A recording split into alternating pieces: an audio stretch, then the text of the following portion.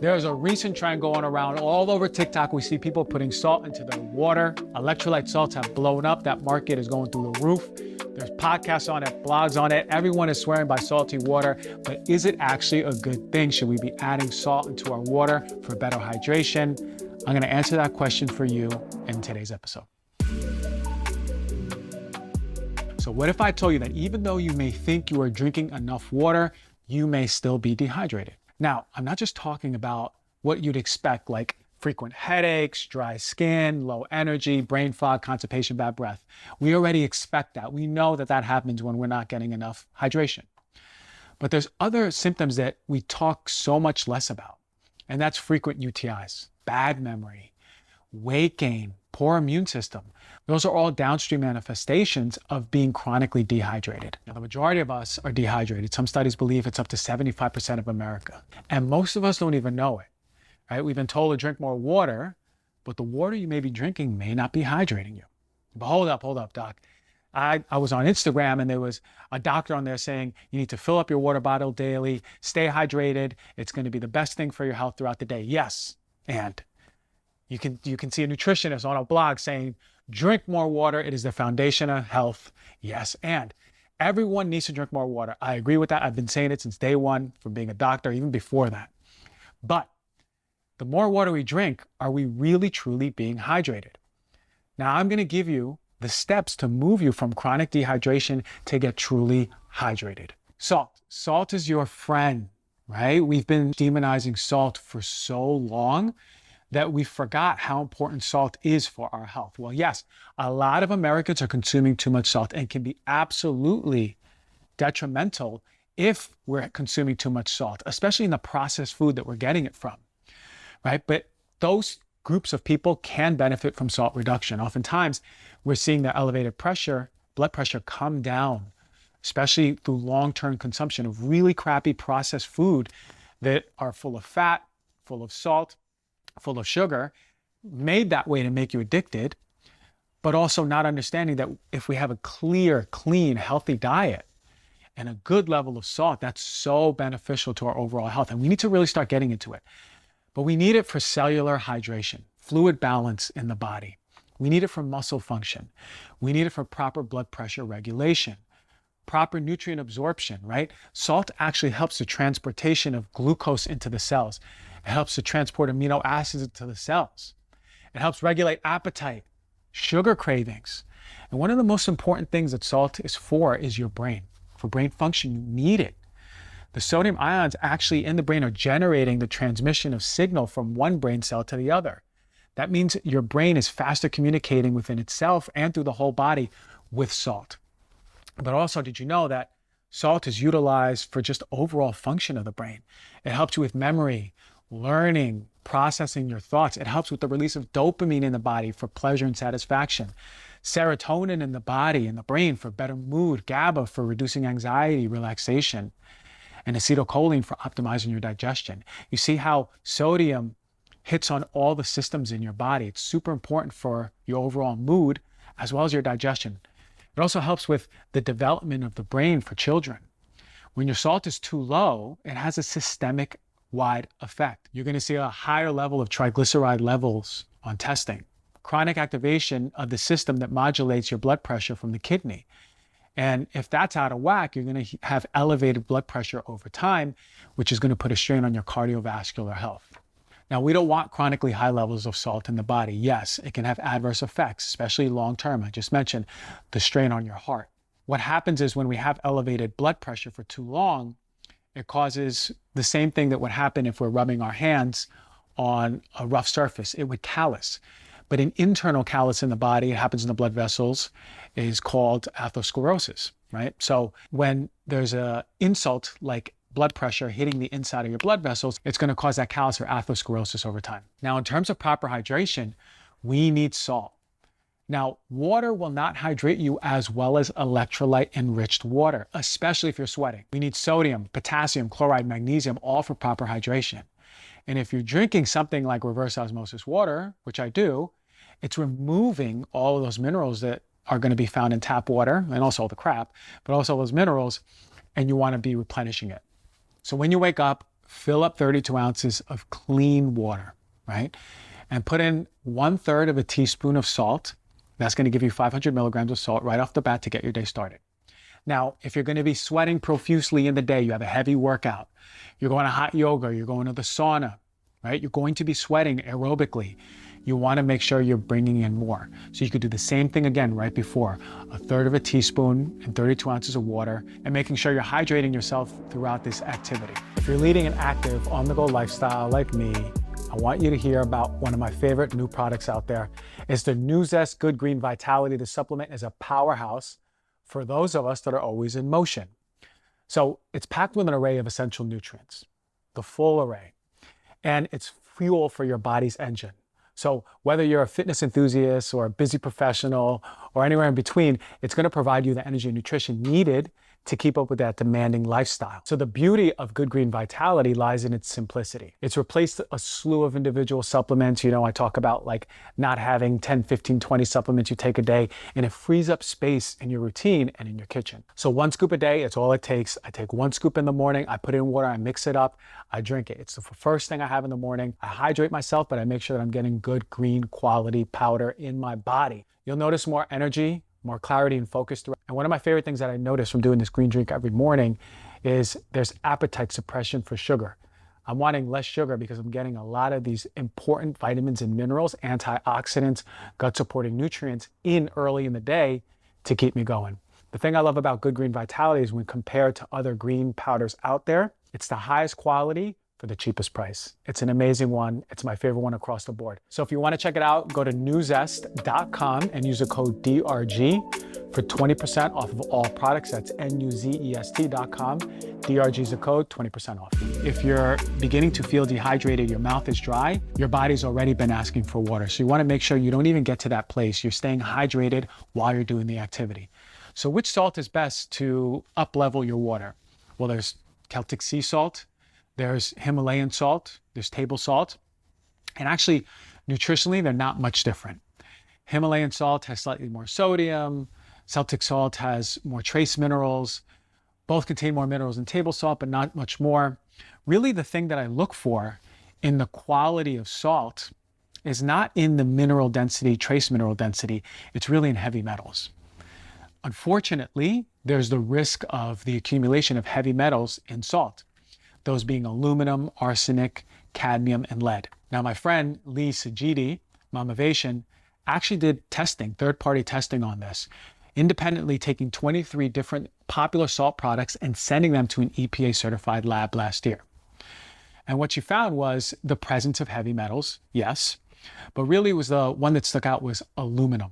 That was present in about 78% of the salt products at the parts per million point, which actually is going to have an effect on your body. Now, the upside was that it was under Proposition 65 limits.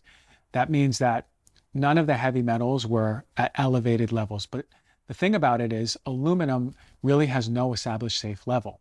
So if you're buying a salt with high levels of aluminum and using it to put into your water, definitely every morning, but maybe you do it multiple times a day, and you do it over time, and then you salt your food, then we have to really start thinking about what is the effect of long-term exposure of aluminum in a salt that has high levels of aluminum. So what I want you to do is go check out the investigation yourself. She has a huge table of all of the ones that had higher levels of aluminum, the ones that she didn't like, and then the ones that she did like. Just go in Mamavation, salt investigation, or salt study. You're going to be able to find it, and then you can make an informed choice about which salt to buy and to utilize in your hydration. So how much water should you be drinking? I remember when I came out of school, I was saying half your body weight in ounces as a general rule. But really one of the best rules at this point, science-wise, is 8 ounces of water per waking hour for the first 10 hours of the day, and then 5 ounces per hour thereafter. Okay, so this makes sure that you're at least getting a cup of water for the first 10 ounces of the day, and then drinking, and then sort of going lower on the amount thereafter, but making sure you're staying hydrated throughout the day. But if you're working out, there's an equation called the Galpin equation. It's your body weight in pounds divided by 30, and that's the number of ounces of water to ingest per 15 minutes of exertion. So I'm 165 pounds divided by 30 equals 5.5. So if I'm working out and it's an hour of working out, I'm going to need 5.5 ounces of water minimum per 15 minutes of exertion to make sure I'm staying hydrated. And for me, I would make sure that those ounces of water have salt infused in it, so I'm making sure I'm rehydrating myself throughout the workout. Well, what about hydrogen water? A lot of people ask about hydrogen water. And when it comes to hydrogen water, basically what it is that there's an extra hydrogen gas, H2, dissolved in the water, and there are potential benefits. Now, research is still emerging, so not all claims about hydrogen water are supported by robust scientific evidence, as you would think with something that's new on the scene. But there is some evidence that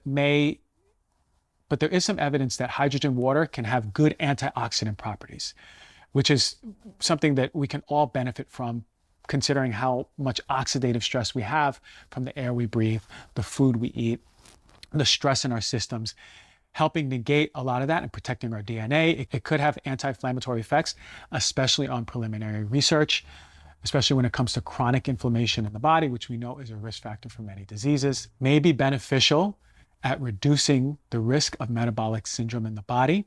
And that's the cluster of conditions that include heart disease, stroke, and type 2 diabetes. And there's some evidence actually that shows that hydrogen water could reduce muscle fatigue and inflammation that is associated with sports performance. So it's actually something that I take not all the time, but if I'm feeling sore or I was particularly using a lot of exertion physically or even mentally, I have some H2 tablets that are effervescent and they just sort of fizzle out, and I just drink the water once the tablet fizzles out. But I find that it's really helpful for sore muscles and when I'm feeling inflamed, at reducing the inflammation. So yeah, I am a fan of H2 tablets. What I'm not much of a fan about is alkaline water. I believe most alkaline water is just a campaign marketing, not rooted in much science. And there's not that much good, robust science about alkaline water giving the benefits nowhere near that it's being marketed as. When it comes to alkaline water, I just want you to think about acid-base dynamics in the body. What happens is if you're consuming alkaline water, you go to the supermarket and you pay extra because this water's alkaline, the water that is more acidic is going to get to your stomach and become acidic. It's not going to make much of a difference. And a lot of people are swearing by alkaline water.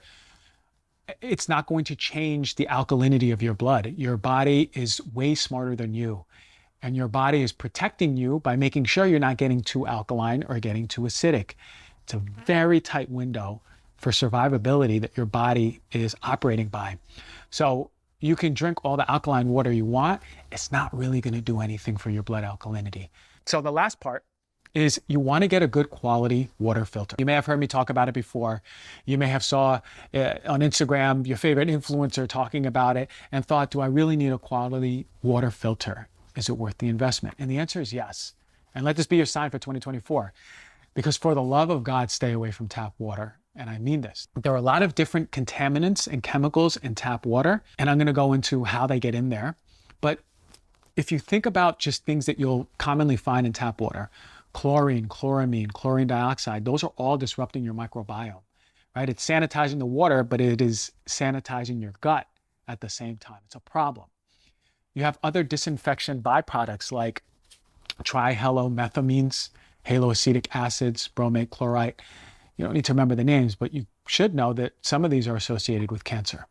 Inorganic chemicals, right? These are the heavy metals, but also the fluorides that we see.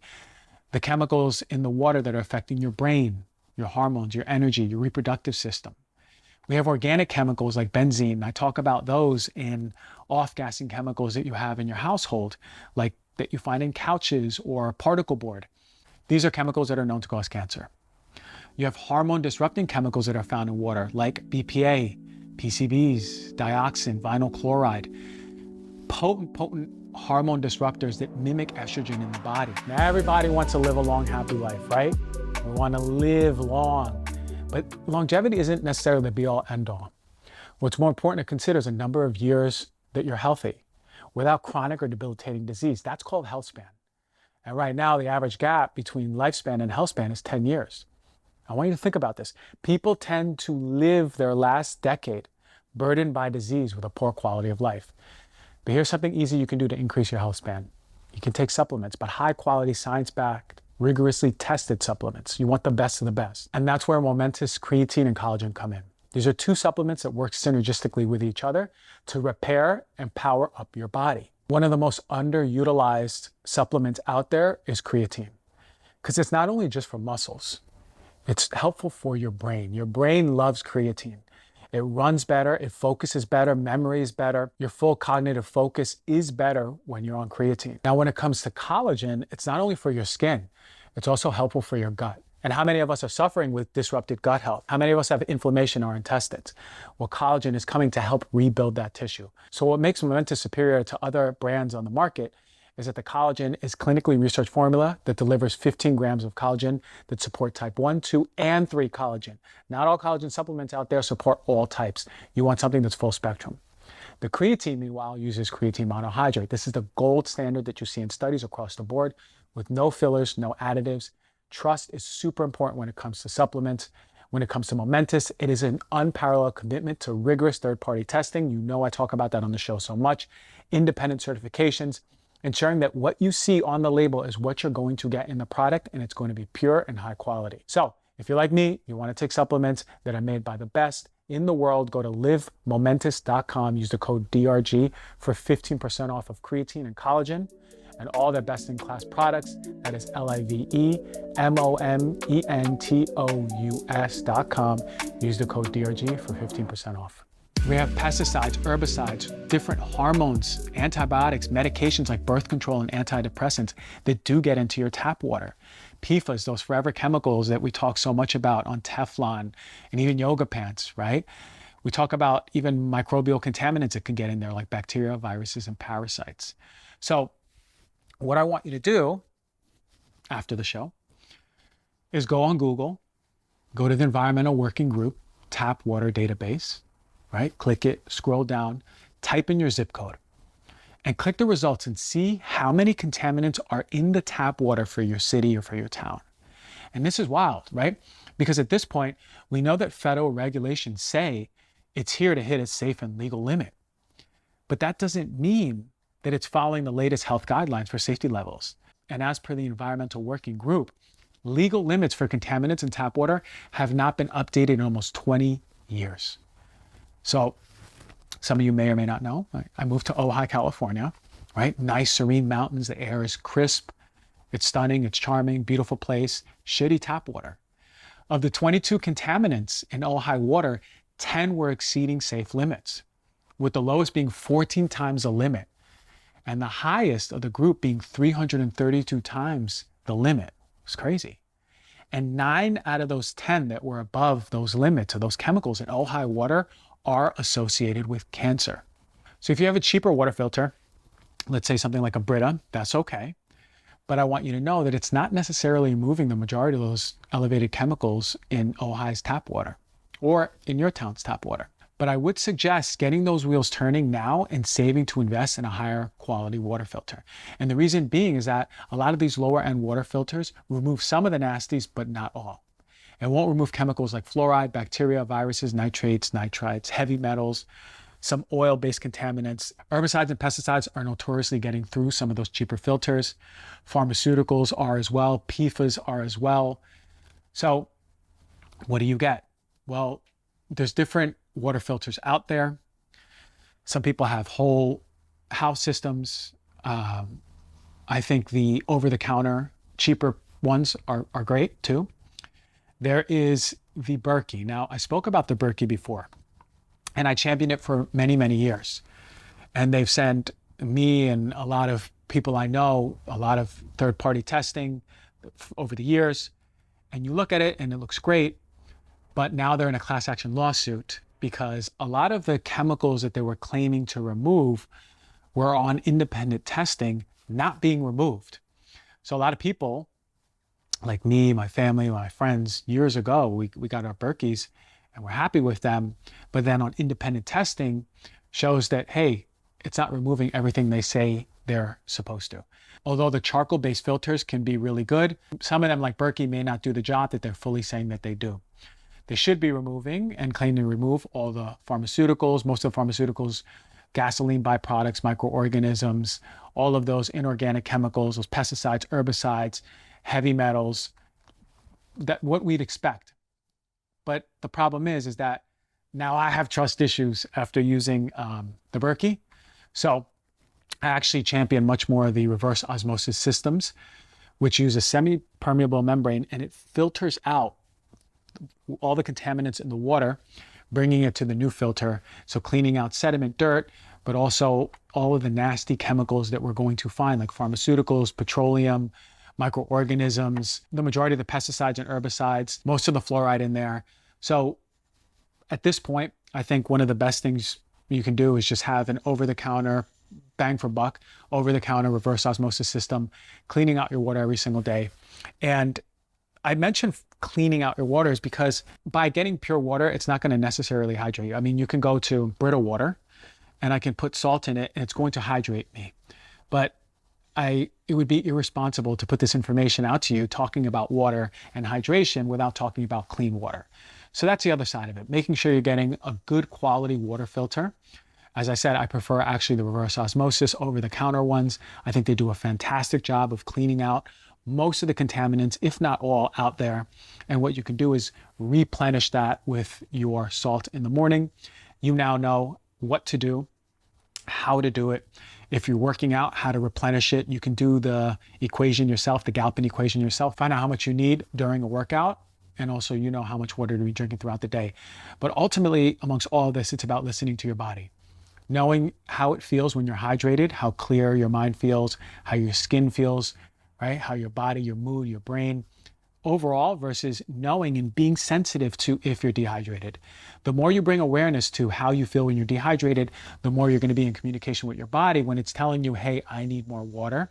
But now that you're following this new system, you're not going to be as dehydrated as you may be, feeling better in your body. All right, so I really hope that helped. Now you now know how to approach your hydration throughout the day. You know how to approach it when you're working out, and you know how to purify your water. Get a glass bottle, stainless steel bottle, fill it up, put some salt into it, drink it throughout the day, drink it in the mornings, whatever works for you. So become very sensitive onto how your body manifests when it's dehydrated. Know what the symptoms are for you when you're chronically dehydrated and your body's asking for water or proper hydration.